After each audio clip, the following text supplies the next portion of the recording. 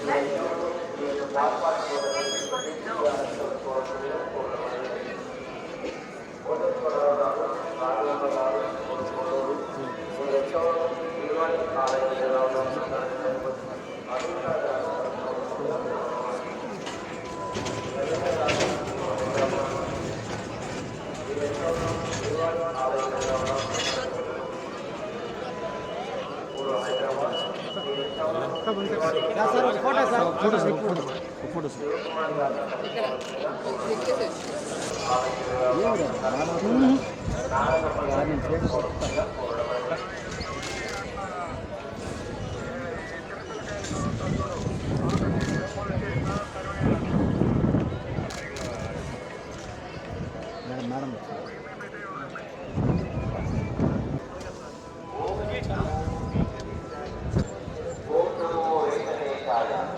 ಅಕ್ಕರೆಯ ವಿಜ್ಞಪ್ತಿ ತಿರುಮಲೆಯಲ್ಲಿರುವ ಹೂವುಗಳೆಲ್ಲವೂ ಪರಮಾತ್ಮನ ಸೇವೆಗಾಗಿ ಮಾತ್ರವೇ ವಿನಿಯೋಗಿಸಲ್ಪಡುತ್ತವೆ.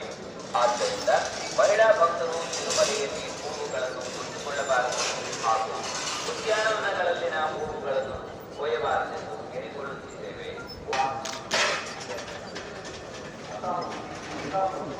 ఈరోజు తిరుమలకు వచ్చి కుటుంబ సమేతంగా శ్రీమతి ఉషమ్మ, కుమారుడు, కోడలు, కూతురు, మనవడు, మనవరాళ్ళు అందరం కలిసి భగవద్ దర్శనం చేసుకోవడం చాలా సంతోషాన్ని ఇస్తుంది.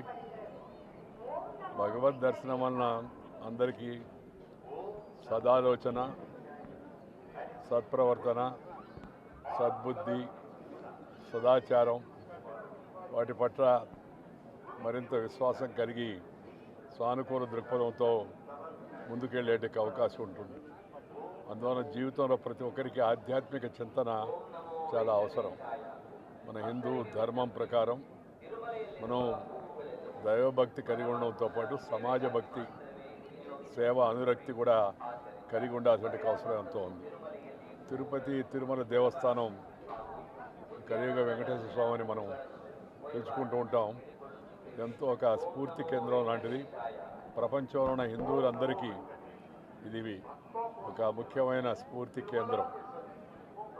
వెంకటేశ్వర స్వామి దర్శనానికి వచ్చే భక్తులు సమర్పించే కానుకలు, ఇచ్చే నిధులు, వీటన్నింటినీ కూడా పూర్తిగా ధార్మిక కార్యక్రమాలకు, ఆధ్యాత్మిక కార్యక్రమాలకు, అలాగే భక్తుల యొక్క సౌకర్యాన్ని కలిగించడానికి, వాళ్ళకి వసతి, ఇక్కడ కావాల్సిన ఇతర ఏర్పాట్లు కలిగించడానికి వాటికే ప్రధానంగా ఖర్చు పెట్టాలనేది నా ముఖ్యమైన ఉద్దేశం. ప్రభుత్వాలు కూడా ఈ విషయంలో రాజకీయ జోక్యం చేసుకోకుండా ఈ ముఖ్య భక్తులు వచ్చి దైవ దర్శనానికి వచ్చి హుండీలో కానుకలు సమర్పించడం ఉద్దేశం మన ధర్మాన్ని, మన హిందూ ధార్మిక ఆలోచనలను మరింతగా పెంపొందింపచేయాలని. అందుకని నేనేం చెప్తున్నానంటే, దేవస్థానం నిధులు ముందుగా మన ప్రాచీన సాంప్రదాయం ప్రకారం ప్రతి ఊరిలో ఒక గుడి ఉండాలి. అది దేవస్థానాలు, ప్రముఖ దేవస్థానాలు ముందుకు వచ్చి, ముఖ్యంగా తిరుపతి దేవస్థానం లాంటి దేవస్థానాలు ముందుకు వచ్చి ఆ కార్యక్రమాన్ని చేపట్టాలి.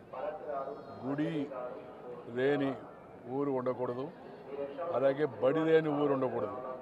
బడి పెట్టడం ప్రభుత్వం యొక్క కర్తవ్యం, గుడి కట్టించడం భక్తులు, అలాగే ఈ దేవస్థానాలు వాటి యొక్క ప్రధాన కర్తవ్యం కావాలా. వాటి మీదనే దృష్టి పెట్టాలి తప్పితే వీటిని ప్రభుత్వ కార్యక్రమాలకు వినియోగించుకోవడం కానీ లేదా ఇతరత్ర వైపు మళ్లించడం కానీ అలాంటి ఆలోచన, అలాంటి ప్రయత్నం ఏమాత్రం కూడా చేయకూడదని చెప్పని నేను సూచిస్తున్నాను.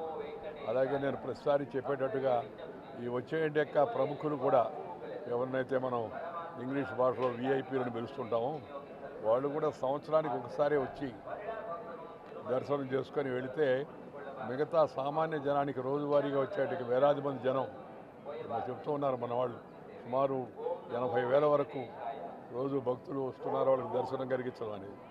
ఎంత చక్కని ఏర్పాట్లు చేసినప్పటికీ కూడా సంఖ్య పెరిగే కొంది కొంత ఇబ్బంది ఏర్పడుతుంది. ఎందుకంటే బయట మనం ఎన్నైనా ఏర్పాటు చేయొచ్చు, కానీ లోపలికి వెళ్ళిన తర్వాత మందిరంలోకి ఆ దైవ దర్శనానికి ఉండేట స్థలం, సమయం, అది పరిమితమైంది. దాన్ని దృష్టిలో పెట్టుకునే మిగతా ప్రణాళికలను కూడా అధికారులు సిద్ధం చేస్తుంటారు. దాని దృష్ట్యా విఐపీలు అనేవాళ్ళం ఎవరుతున్నారో మనం వచ్చినప్పుడు పరిమితంగా మన వాళ్ళని తీసుకురావడం. రెండవది, ఈ సంవత్సరానికి ఒకసారి వచ్చేటువంటి పద్ధతి కానీ పెట్టుకుంటే దేవస్థానం నిర్వహణ పైన ఇబ్బంది కలగకుండా ఉంటుంది, అందరికి కూడా మంచి అవకాశం కలుగుతుంది అనేది నా సలహా. ఇది నా సూచన కూడా. ప్రజాప్రతినిధులు అందరూ కూడా దాన్ని పాటించాలి. ప్రజాప్రతినిధులు అన్నవాళ్ళు దేవాలయానికి వచ్చినప్పుడు మరింత బాధ్యతతో మరింత ఉందాగా వ్యవహరించాల్సిన అవసరం ఎంతో కూడా ఉందని నేను భావిస్తున్నాను. హిట్ టీవీ యాప్, ఇందులో short news, live news, entertainment shows, movies, digital magazines తో పాటు మీ జిల్లా వార్తలను కూడా ఫ్రీగా చూడొచ్చు. ఇంకెందుకు ఆలస్యం, వెంటనే హిట్ టీవీ యాప్ ని డౌన్లోడ్ చేసుకుని ఫ్రీగా ఎంటర్టైన్మెంట్ పొందండి. Hit TV app. Hit TV app. Please download hit TV app. Hit TV app ని ఫ్రీగా డౌన్లోడ్ చేసుకొని ఎంజాయ్ చేయండి. మీకు నచ్చిన ఎంటర్టైన్మెంట్ కోసం హిట్ టీవీ యాప్ ని ఫ్రీగా డౌన్లోడ్ చేసుకుని ఎంజాయ్ చేయండి. హిట్ టీవీ యాప్ ని డౌన్లోడ్ చేసుకుని ఆస్వాదించండి, ఆశీర్వదించండి. ఇంతమంది సెలబ్రిటీలు హిట్ టీవీ యాప్ ని డౌన్లోడ్ చేసుకోండి అని చెప్తున్నారంటే ఎంత మంచి యాప్ ఆలోచించండి. అమెరికా అమెరికా అమెరికా అమెరికాలో చదవాలనుకునే వాళ్ళకి విశ్వసనీయమైన పేరు మన శౌర్య కన్సల్టెన్సీ. UK లో 1 year masters. UK లో 1 year masters. 2 years work permit up to 5 years visa. Contact Saurya Consultancy. Contact 89851 89851.